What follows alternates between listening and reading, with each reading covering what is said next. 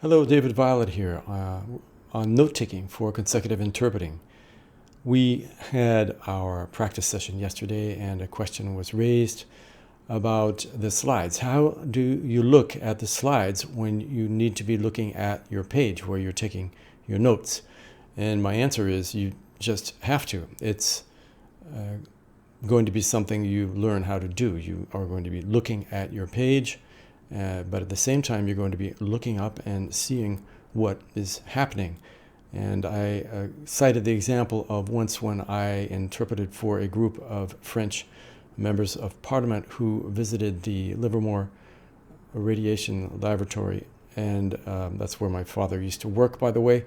And at one point, they were showing the various machines in the room, huge machines. And they were pointing up, and this is this, and this is that. And this could happen to you anywhere, in a factory or on a farm, and you are going to have to look up and see what the other people see, be they source language participants or your target language participants. You need to be able to see those things and be taking in all of the information that the whole room is, or the whole field, or the whole laboratory is taking in.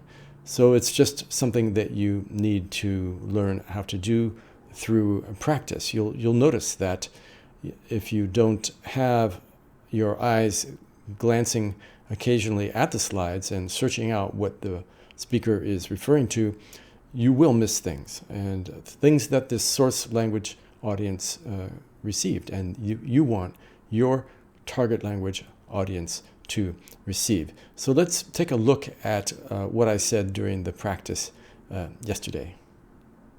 There's something else that we should keep in mind, that when we are interpreting, generally speaking, and this goes back a little bit to what I was saying about Aik and Christopher Thierry, there are conditions that we expect.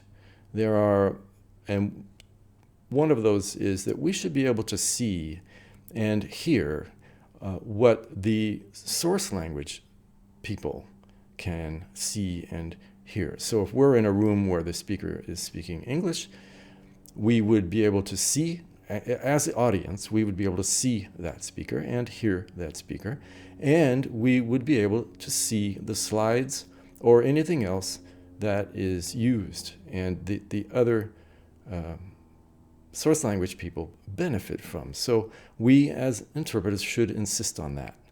And this connects with something that happened yesterday, which is that we talked about lists. I pointed out that it's handy to use bullet points or dashes to write off the items in a list quickly. And I mentioned that you might hear a list once and miss an item, but then you hear the list again and you go, okay, that's what was missing the first time. Now I've got it. And you can use that second opportunity to fill it in for the first opportunity that list appeared. But there's something else you can do to fill in a list. And what is that? It's related to what I just said. What else can you do to get information that everybody else in the room is getting? Yeah, the screen. Look, visual information. Somebody mentioned it quickly yesterday. You are entitled to look at the slides. In fact, you should look at the slides. And in fact, you must look at the slides. You can't really get, if the speaker expects all the other source language people to be looking at his or her slides, then the interpreter also should be looking at those slides. There's going to be information on there. So, for example, if you miss a list when you're listening, you can glance at the slides or use any other way to try to find out, grab a document from somebody or whatever. And you need to use everything available. Anyway, you should insist on having those things available is one of my points. And my other point is that you should, when they are available, for example, in our practices today, and in these things, you should avail yourself of visual information. So I hope you found this helpful.